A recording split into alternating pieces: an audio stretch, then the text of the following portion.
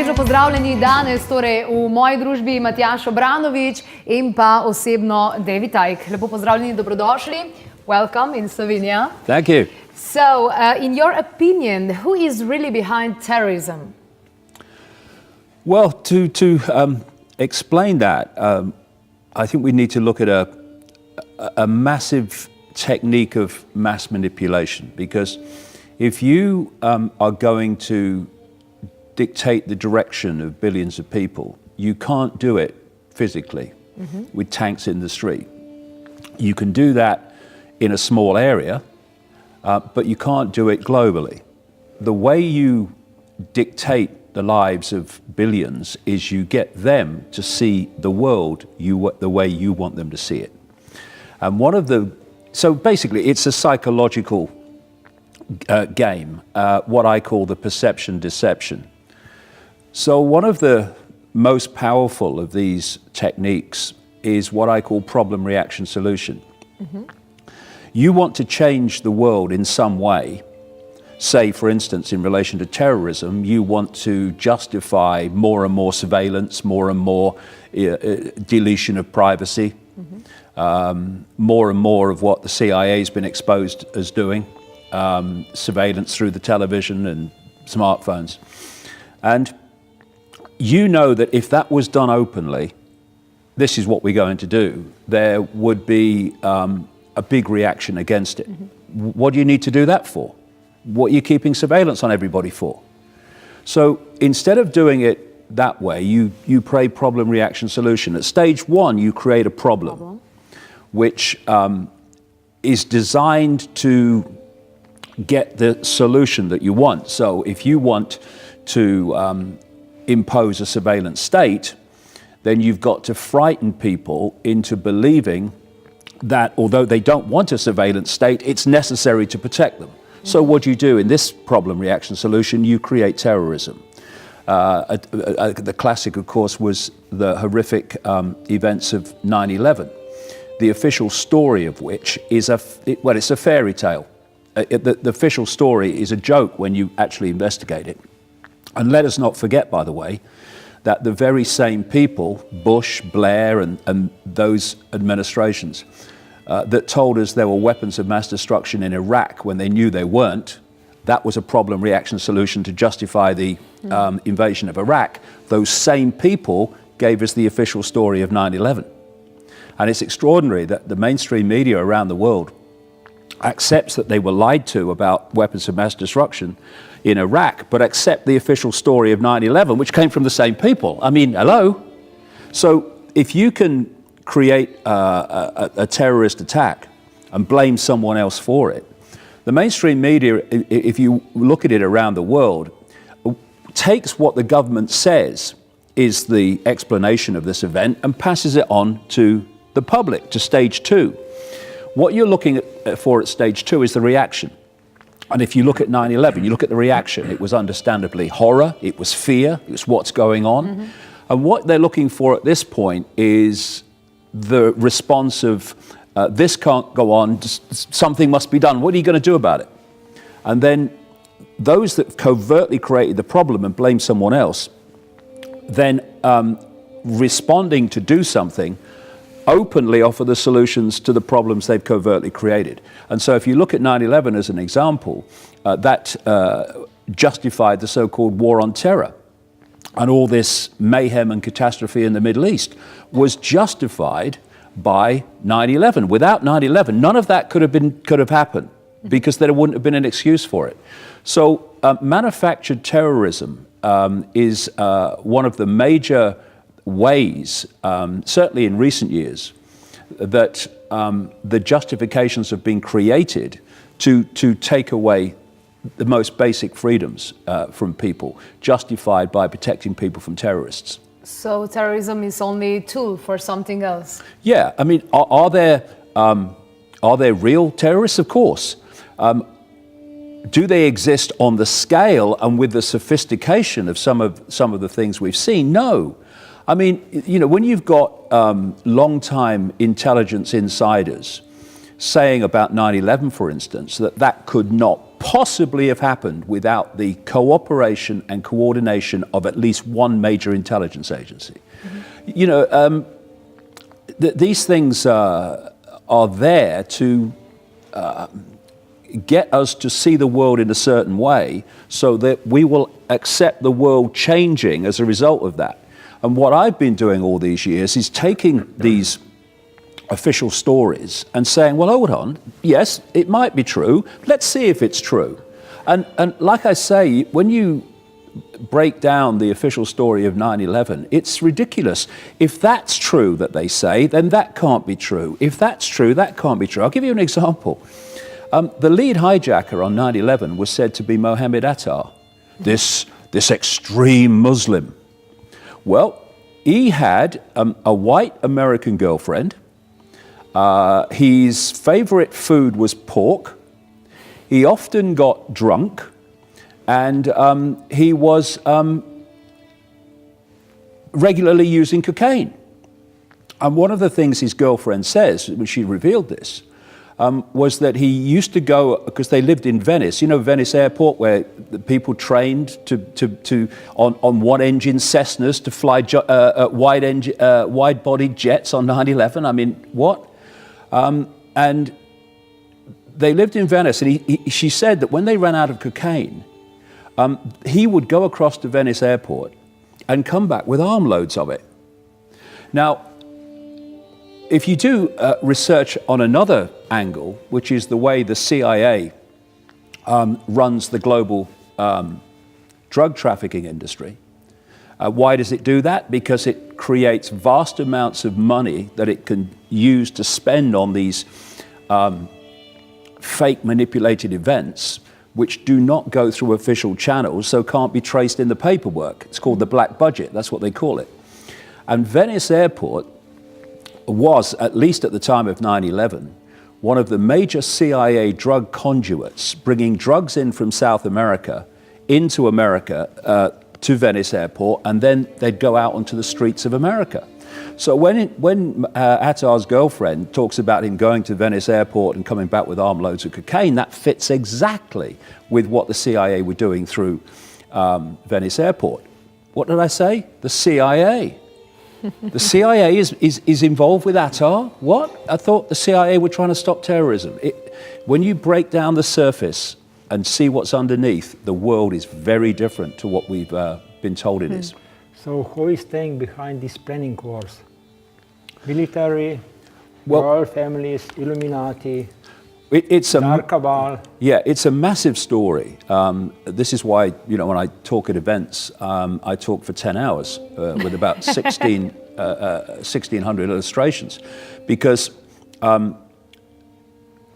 the version of everything that we're given, if you look at the education system, you look at the mainstream media, look at mainstream everything, science, medicine, anything, we're given such a tiny, tiny band of information and knowledge and perception of reality. And when you just open your mind and you go outside those tram lines, it's like nothing's like we're told it was. And when you then start to uncover who's really controlling everything, it's not the people we see. It's one of the things that I say to people, you know, don't get caught with here today, gone tomorrow politicians. Because if you do, you're looking at the oil rags, if you like, not the engineers of global events. Bush comes, goes. Obama comes, goes. Trump comes, he'll go. Who stays? That's the question. The question is, who is always there, so that one agenda for the world goes on unchanged, no matter who the puppets in the White House or the government building are. And then when you therefore really get deep into it, you find that if you could think of a spider's web, and in the center is the spider that's well into the hidden, well away from the public eye. And in the middle is this spider. This is directing the operation and the direction of the world. Around the spider are strands in the web that represent, very close to the spider, the most exclusive secret societies. Many of them at that level don't even have names. It makes them harder to identify. Then as you come out from the spider, you come into the secret societies that we do know about, into the Freemasons, Opus Dei, Knights of Malta, Knights Templar. Skulls and Bones. Yeah, Skull and Bones, Skull and exactly, in America. Skull and Bones, secret society in America. Its headquarters is right next to Yale University. And in 2004, I mean, it's a very exclusive small club. And what you do with the Skull and Bones is you are initiated into it, and you pledge your allegiance above all else to the Skull and Bones and its agenda. In 2004, George Bush, Skull and Bones member, went for the presidency against John Kerry, Skull and Bones member. It's a very, very rarefied atmosphere when you get to that level of all this. So you hit those secret societies we do know about. Skull and Bones is less well known. And then you hit what I call the cusp organizations in the web. And these are things like the Bilderberg Group, the Council on Foreign Relations in America, the Trilateral Commission, etc., the Club of Rome, which was created in the 60s to manipulate the environment as an excuse to change society. And these cusp organizations are the point in the web where the hidden meets the seen. And these are gatherings of politicians, of intelligence people, bankers, corporate leaders, all these different media people, coordinating a collective direction, a collective policy, if you like, over a lot of policy areas. Then through those cusp organizations, we enter that level of the web, which is the world of the seen. We see government agencies, governments, the banking system, corporations, global media organizations. And in the world of the seen, in this web, the public appear to see decisions being made that are changing society, being made by the organizations they can see. Oh yeah, the government's decided this, or this agency's decided that, or the banks have decided to do this. In fact, all that is coming from the spider, from deep in the hidden, and it plays out in the scene. So who is the spider? The spider in the end, this would always is it human? No, it's not. It always takes a lot of people back because, within these small parameters of possibility, they don't include, although many people, do think about this, but the official story of reality that we're given through the education system and the media doesn't include the fact that in the great forever, in the great eternity, there might actually be intelligent life that's not human. I mean, hello? And when I was going along this road of going deeper and deeper and deeper in the rabbit hole, through all these levels that I'm talking about, suddenly you start to hit the fact that behind if you like, the human level of this manipulation is a non-human force. And when I talk about the hidden, I mean literally the hidden from human sight, because we can't really understand the world of the seen unless we understand the world that we can't see. And when you think about this, according to mainstream science, the electromagnetic spectrum is about 0.005% of what they say exists in the universe, in energy, mass, matter, and all the rest of it. Visible light, which is the only frequency band that we can see, is a tiny fraction of the 0.005%, which brings us to this realization. Almost the entirety of what exists in the great forever, we can't see. We're blind. But this is the point. The programming of mass perception is such that most people can only perceive reality within the band of visible light, within the realm of the five senses. The question is, can I hear it? Can I touch it? Can I taste it? Can I see it? If I can't, it can't exist. When the great entirety, virtually, of existence exists beyond that five-sense realm. And one of the great foundations of mass human control is to hold people's perception of reality and perception of possibility within that tiny band of visible light. So anything outside it cannot exist. So when people like me talk about entities manipulating our reality, the reality of visible light from outside the realm of the seen, it's like, that guy's mad. What do you mean? What he's on. But this is the point.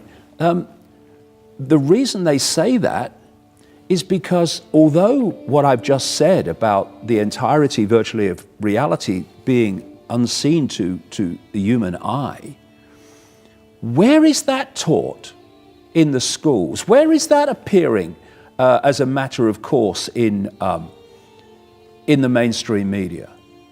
I mean, just people ask themselves that. Why is this kept from us? Why is this basic understanding of reality itself kept from us? Because we have to have our attention in there, otherwise our minds will open. And that's one of the reasons they try to suppress knowledge and evidence of extraterrestrial visitations.